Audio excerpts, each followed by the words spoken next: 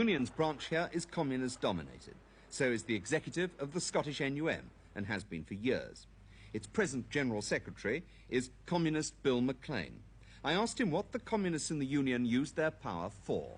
Well, firstly, our main concern is to improve the wages and conditions of the membership of the NUM. That's our first primary concern. But we see the Union and its historical role also involved in social questions.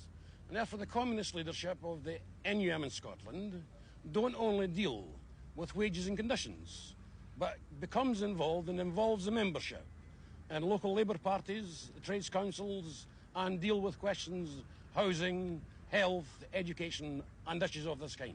Does this also follow inevitably from seeing the struggle within the trade union movement as part of a wider class struggle itself? Yes, the struggle within the trade union movement is only part of the general struggle, because the aim of the Communist Party is to establish socialism in this country, and the trade union movement have a prime responsible role in this regard.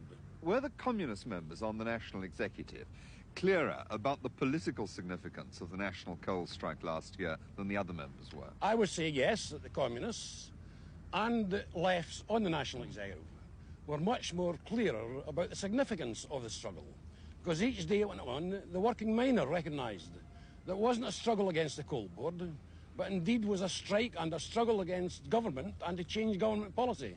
And that's what happened, in fact. Now, on the night that the strike ended, you in fact voted for it to continue, I believe. What do you think would have resulted if it had continued? I think what had happened, there'd been real confrontation involved in the entire trade union movement in this country. And it's been said often by the right wing that you shouldn't use the trade union for political purposes.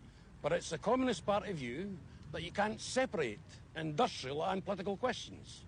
But do you see the miners, in fact, during this year, going to the forefront of industrial action again? I would say that the feeling here in Scotland, I can't say totally for the British miners, but based on pithead meetings that we've done all over the Scottish coalfield covering every shift, there is a feeling among Scottish miners that they're prepared once again to take the government on. Left leadership does seem to be much stronger within the trade union movement as a whole now than it has been in past years. Do you see this as the future direction, or do you think it's only a temporary advance for your side? No, I think it's a natural development that's taking place and will continue. Have you any proof of that? Yes. I would say, in fact, that we'll find in the trade union movement, in the very near future, new leaders being thrown up to replace all leaders that are going away. And it'll be militant left leadership that will be elected.